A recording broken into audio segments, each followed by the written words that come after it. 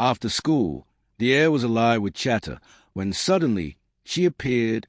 A stunning woman rushed straight into my arms, clutching a love letter as if her life depended on it.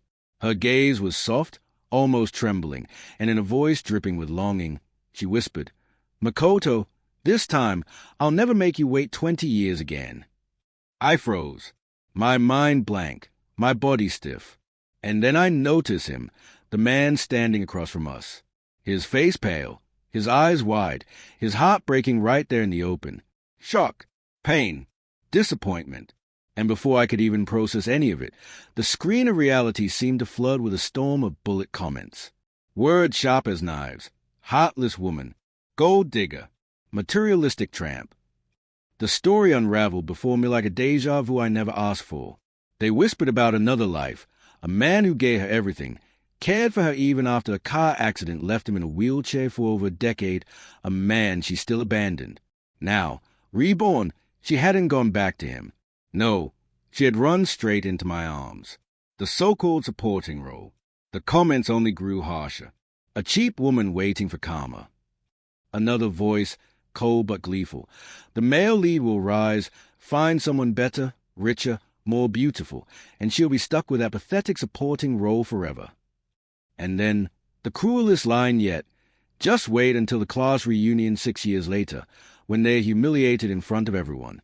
When that man's hand is chopped off for daring to insult the male lead. That's the real justice. I stood there, stunned, my thoughts spiraling. What the hell is going on? Chapter 1? 20 years of waiting? Vicious supporting role? Are they talking about me? And then I looked back at the girl still clinging to me, her cheeks flushed, her eyes shining with hope.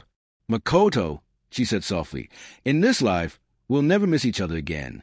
If you eat instant noodles, I'll eat instant noodles. If you live in a basement, I'll live there too. No matter what, I'll never leave your side."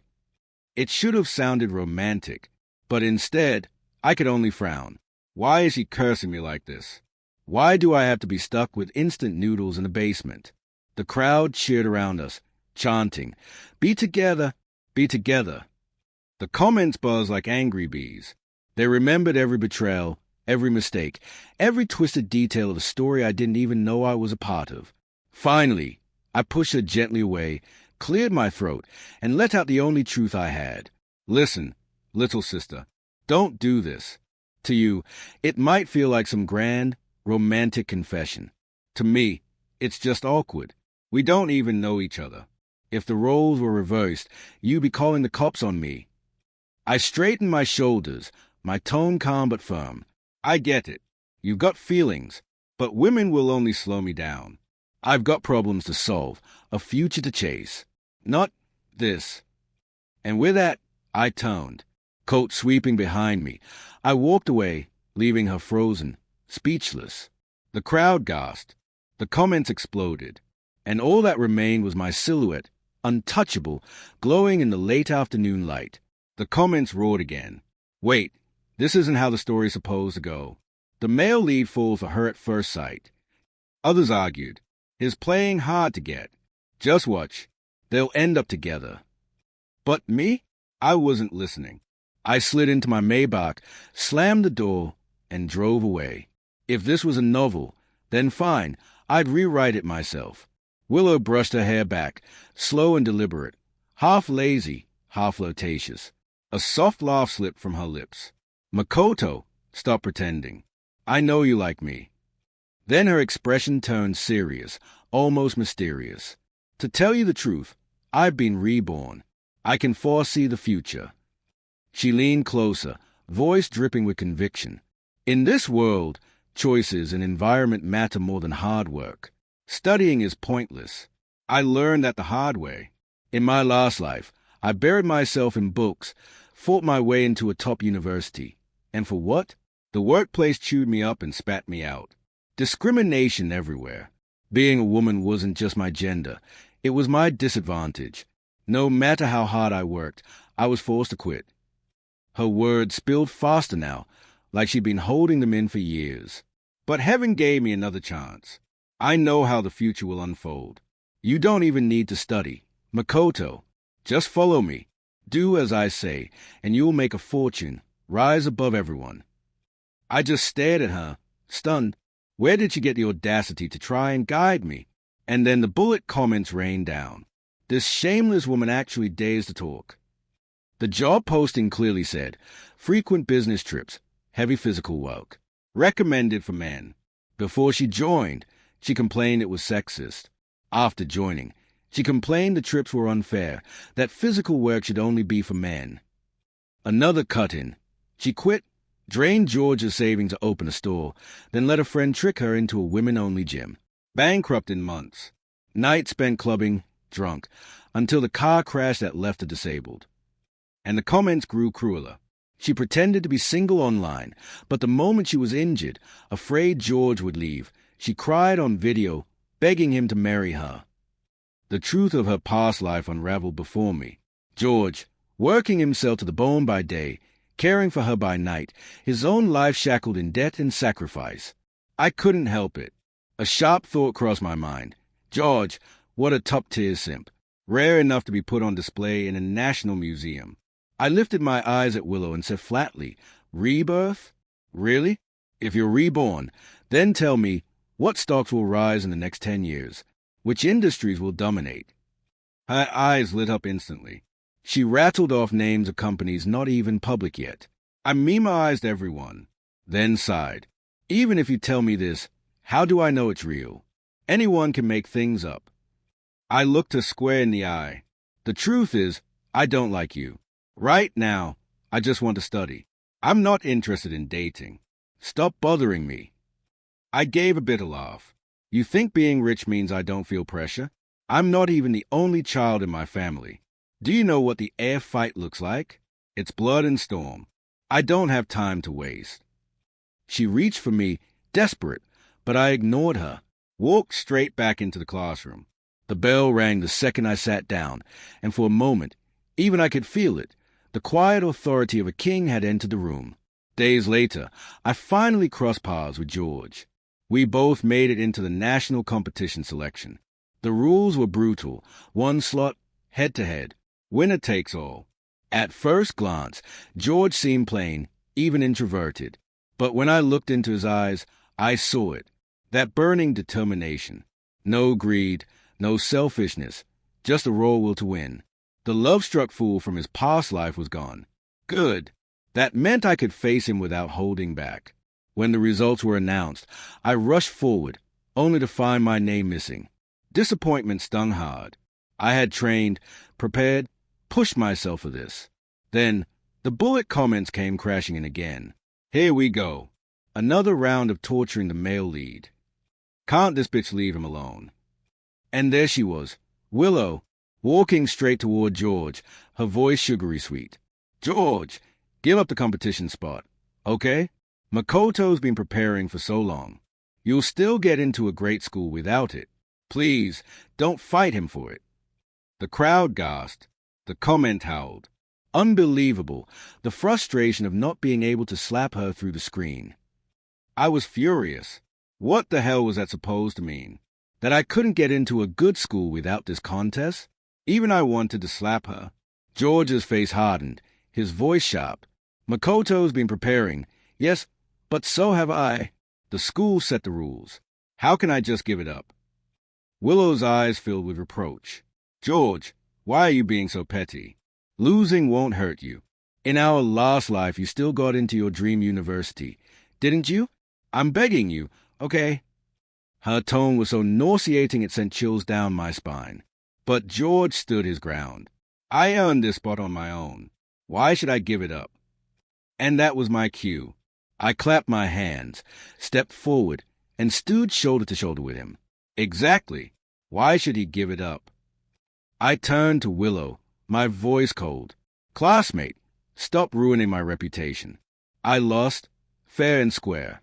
If you say things like that, people will think I can't win on my own, that I need a woman to fight my battles. I clicked my tongue twice, shaking my head. If you're really this bored, maybe spend your time on more practice tests. Or, better yet, grab a bucket and clean the notice board.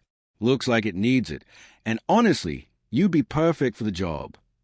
The courtyard cracked with laughter, the kind that stings when it isn't with you but at you.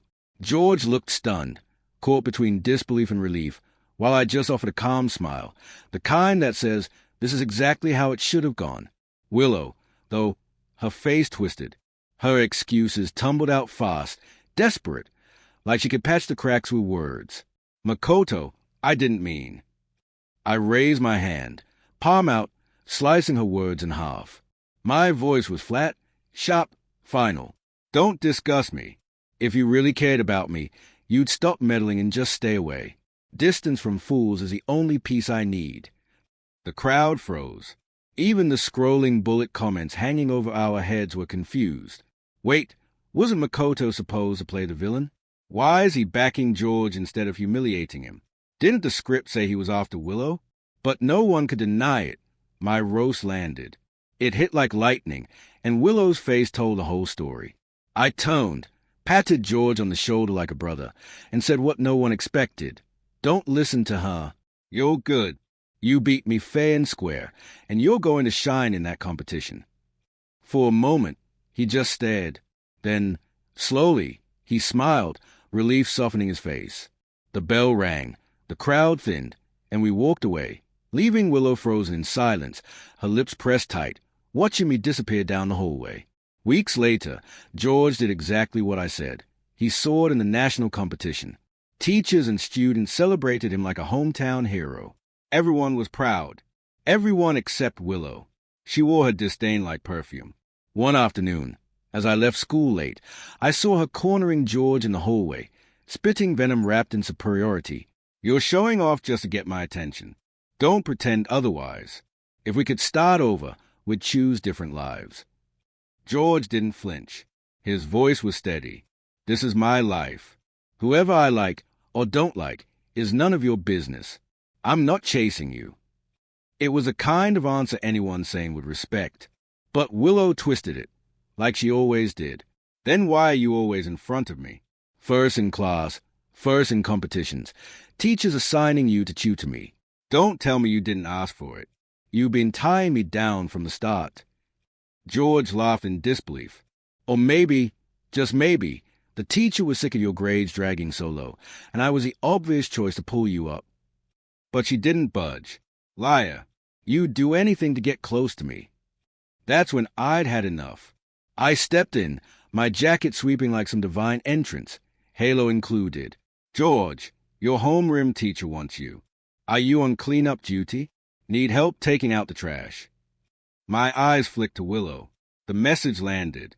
George caught my lifeline instantly. I'll go now. And as for the rest, trash never stays quietly in the bin.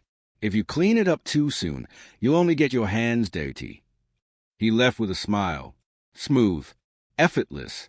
I brushed the dust off my sleeves, ready to leave too, when Willow blocked my path. Her voice trembled. Makoto, don't misunderstand. There's nothing between me and George. He's liked me since we were kids. That's all. I've only ever liked you. I almost laughed. Her words twisted reality so much, they didn't even sound human anymore. So I gave her the kind of smile that wasn't a smile at all, cold, insincere, nodded like I was humoring a child, then turned my back on her. My silhouette said more than words ever could. Time moved on. George and I traded the top spot at school until the very end, both bound for the country's best universities. Willow, she threw everything she had at me, pleading, tempting, cornering. But by then, I was untouchable, a monk immune to charms. When the results came, George took first, I took second, and we both stepped into brighter futures. Willow tried one last time before leaving town, pulling every trick in the book. But outside those school gates, we were no longer in the same story. Young Master Ito wasn't the kind of man you could just run into on the street. He belonged to a world that felt untouchable.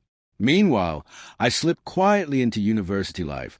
No noise, no distractions. And before I knew it, 6 years had gone by. 6 years where I only caught glimpses of George and Willow's lives through whispers, gossip, little flashes of rumor drifting across my feed like bullet comments. George, it turned out, had become a star, top of his class in biomedical science, hailed as a national talent. And Just like something out of a romance novel, he sealed his engagement with the Shu family heiress with nothing more than a single kiss. Willow? She didn't make it far in academics, but she knew how to play the game. She leaned on fragments of memory, timed her moves right, and somehow built herself a fortune. And, as if to spite me, she even found herself a replacement for me, a man who trailed after her like a shadow, flaunting affection so publicly it made me lose my appetite just to see it. Then came the reunion. An invitation slid into my hands, and the gossip stream lit up like fireworks. "Here it comes," someone wrote. "The high-energy face-slapping scene we've all been waiting for. Willow still thinks George is showing up for her. Get ready for the fireworks." Another shot back. "Forget Willow. George is going to be humiliated in front of everyone. And honestly, I can't wait to watch." The comments piled on. People craving drama, whispering about reversals, calling it the ultimate showdown. Some thought the script had changed, that George would walk away unscathed. But me? I couldn't sit on the sidelines. Not this time. I told my assistant to book me the next flight to City B. On the night of the reunion, I dressed the part. Tailored suit, a watch worth more than some houses, and a stretch car that turned heads everywhere it went. From the outside, I was every inch the domineering CEO the world whispered about. But inside the reunion, the bullet comments painted chaos. Willow's arrogance, George's silence, the stand-in trying to play hero, accusations that George's watch was fake, right before the fool smashed it under his heel, not knowing it had come straight from Christie's auction. George was breaking. The crowd turned cruel. Hands shoved him down, forcing him to take the blows, demanding apologies that he never owed. And just when the tension peaked, when George's last shred of dignity hung by a thread, the doors burst open. I'd like to see who dares lay another finger on my brother. All heads whipped toward me, and in that moment, with the lights behind me in the room holding its breath, I stepped forward, not as a ghost from the past, not as an outsider, but as a man who would not let George fall. The whispers stopped. Even the gossip feed froze. This was no longer just a reunion. This was the moment everything changed. For the outsiders, it was nothing more than entertainment, like watching a pack of strays fight over scraps, barking, snarling, tearing each other apart. But for me, I'd been running the Ito group for 2 years now. My name carried weight far beyond this little banquet hall. These so-called classmates, people who barely remember me back then, didn't dare step out of line. And yet, they all shrank back the moment my eyes swept the room. Except her, Willow.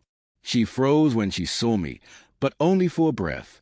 Then, as if rehearsed, she slipped into her act, faux shy, lips trembling, eyes tilted with what she thought was seduction. "Makoto, did you come here for me?" she whispered. Her gaze darted to my cufflinks, and for a moment her mask cracked with greed. "I knew it," she said, voice quivering. "You've never forgotten me. Even your cufflinks, they're engraved with my initials." I glanced down, almost laughing in disbelief. WL, not Willow, not some grand token of love. "You really should get that checked," I told her coldly. "Go to the hospital, ask them if they can drain the abscess between your shoulders." Her face twisted. "What do you mean?" "I mean you're brainless," I said flatly. "Yes, these are initials, but not yours. They belong to my dog, Lucky Woof.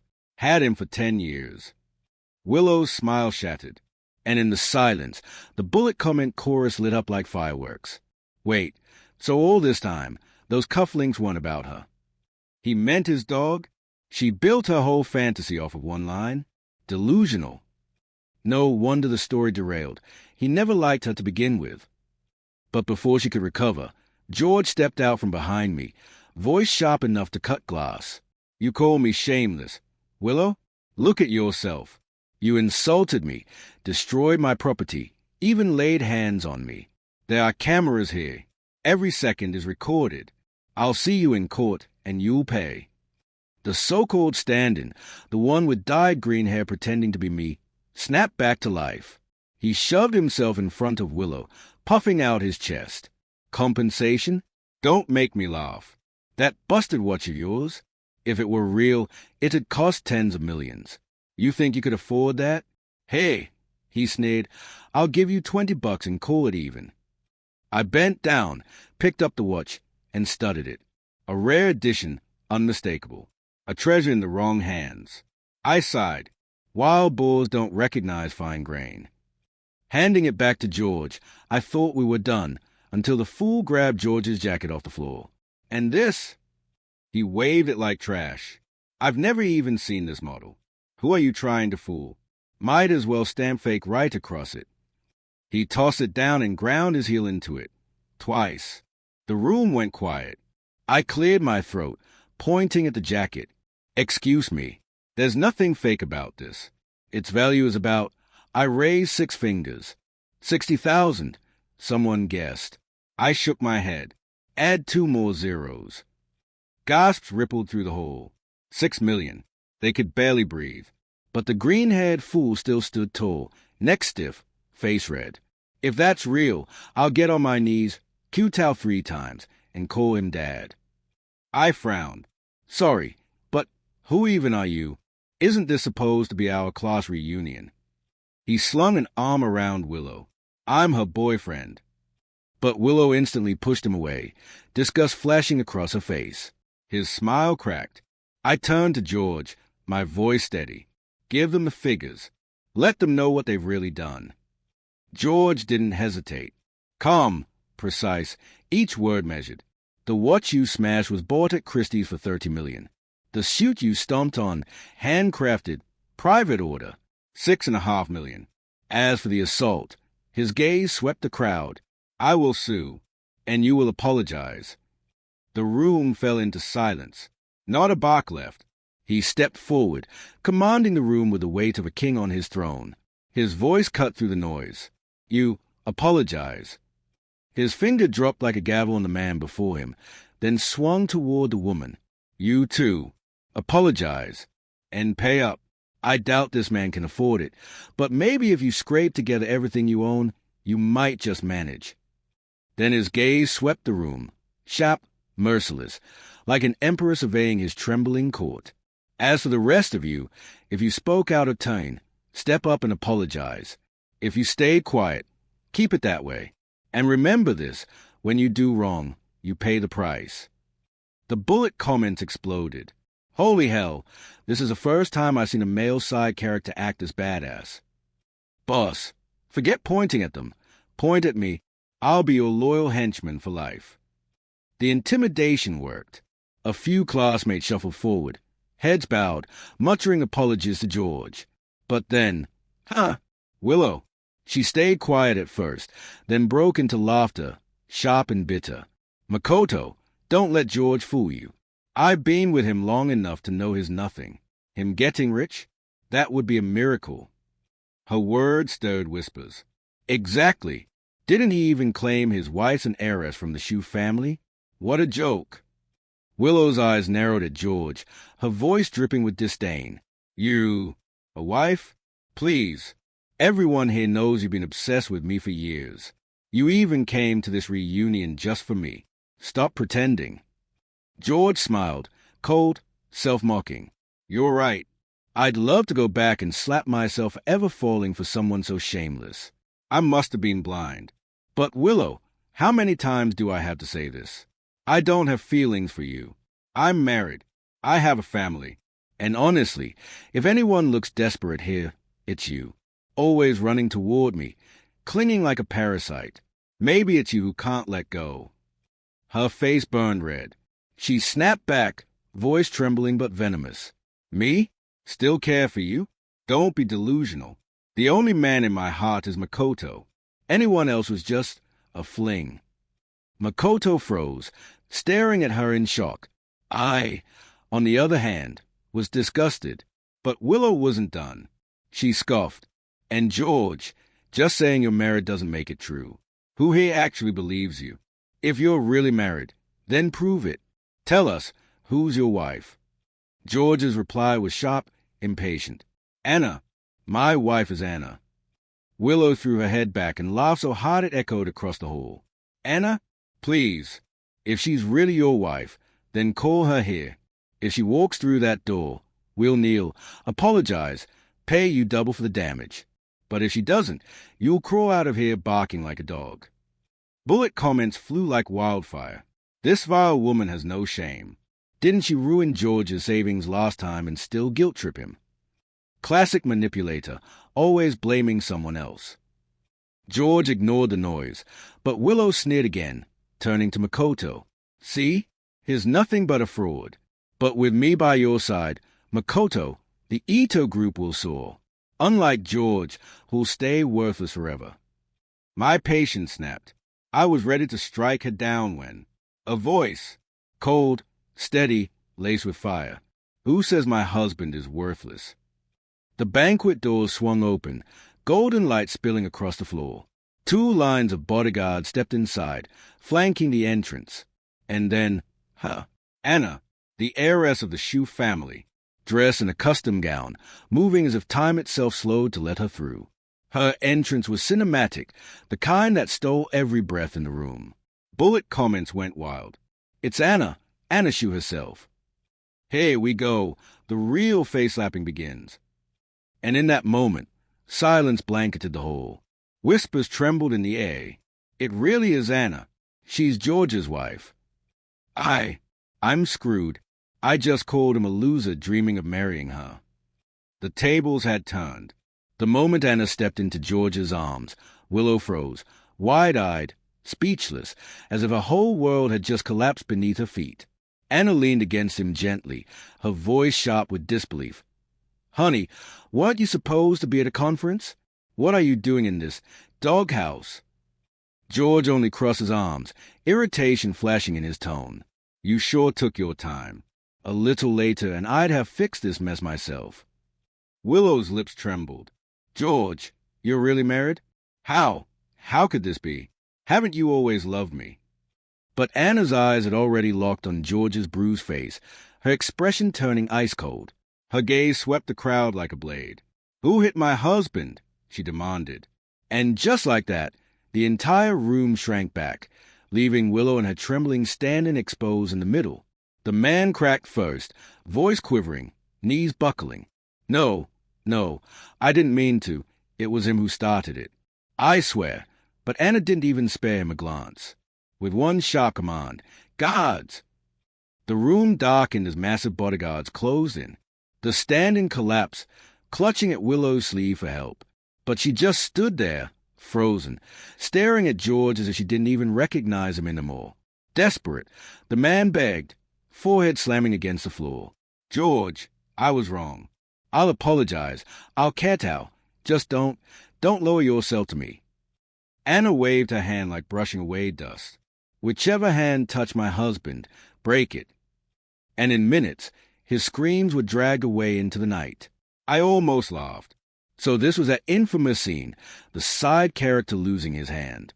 Funny, the comment said it was supposed to be me. And for a moment, I swear my own hand ached. 1 down. I muttered, tilting my chin at Willow. 1 to go. Anna's eyes landed on the ruined chute and shattered watch at her feet. Willow, trying to play it off, plastered on a smile. Oh, Anna, this is all a misunderstanding. That guy caused the damage. Hey, she shoved her handbag forward. Take it. My store carries the best brands. Pick whatever you want. Anna took the bag, only to grind it under her heel without hesitation. Never heard of such a third-rate brand. You have 2 choices. Pay double compensation, or prison. Decide. Willow's face burned red, her lip trembling as she spat.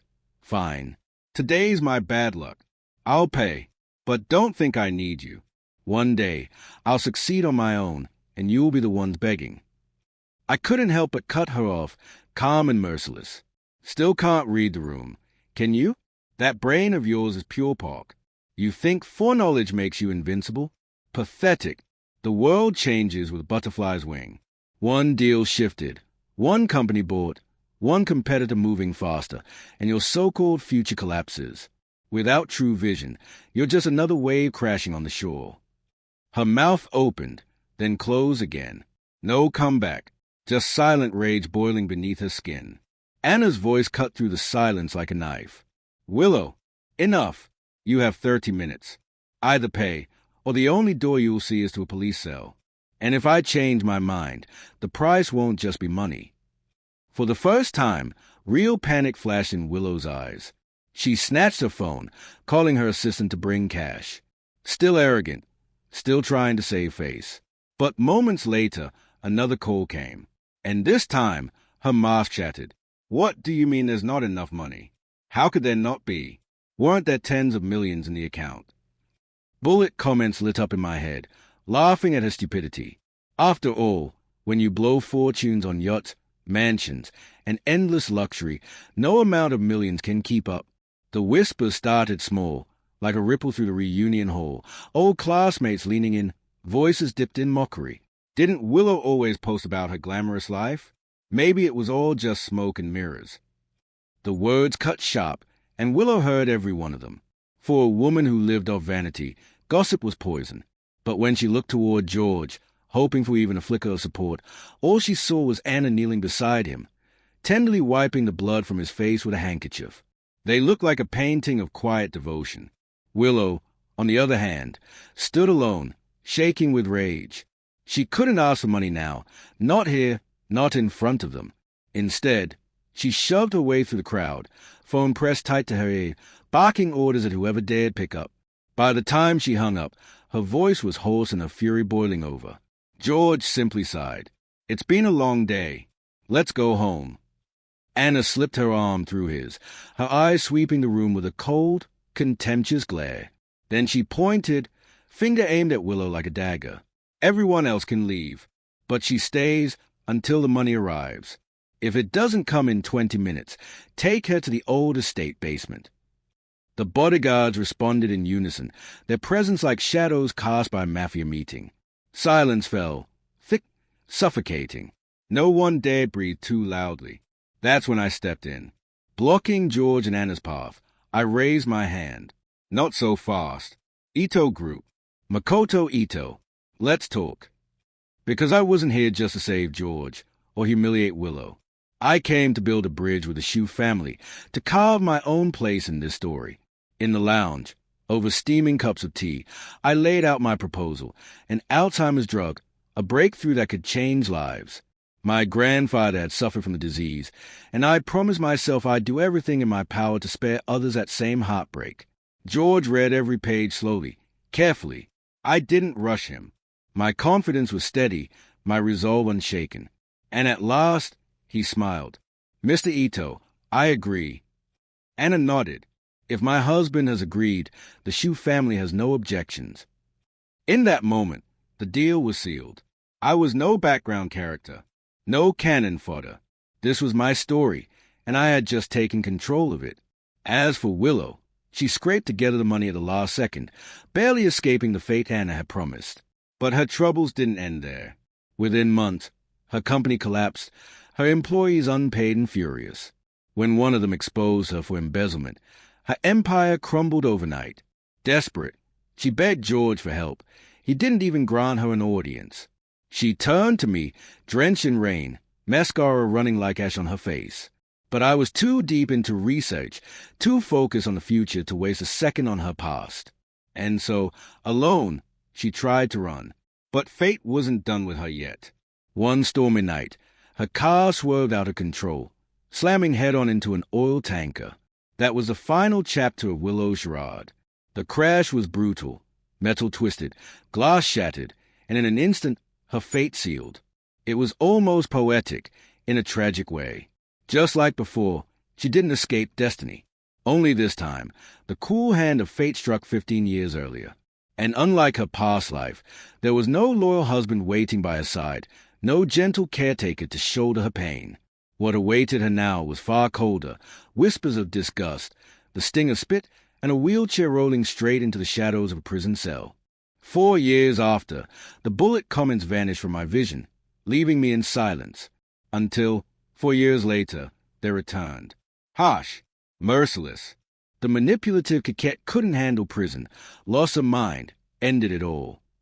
Others mocked her delusion, how she thought rebirth worked like buying vegetables, as if she could come back again and again until she got it right. Their words cut through the air. Selfish people stay selfish, no matter how many lives they live. I let the comments pass. My focus stayed where it always was, on my empire. With George and the Shu family, we broke barriers in medicine. And beyond that, the Ito group soared. Each day we grew larger, stronger. My parents' pride became the quiet soundtrack of my life, and slowly, I became what many only dream of, one of the most powerful men alive. And now, my world looks like something out of a fever dream. 18 flawless models stand before me, beauty sculpted to perfection. At my side, a porcelain-skinned girl, so delicate she seemed made of glass, raised a grape to my lips with a coy smile. "Baby, open up," she whispered. I laughed softly, pulling her close, fingers brushing against her lips. "Don't call me baby." She lowered her gaze, voice trembling. Then, "What should I call you?" I leaned back, a smile curling slow and deliberate. I crossed my legs, waved my hand as if sealing a decree, and said, "Call me the righteous villain."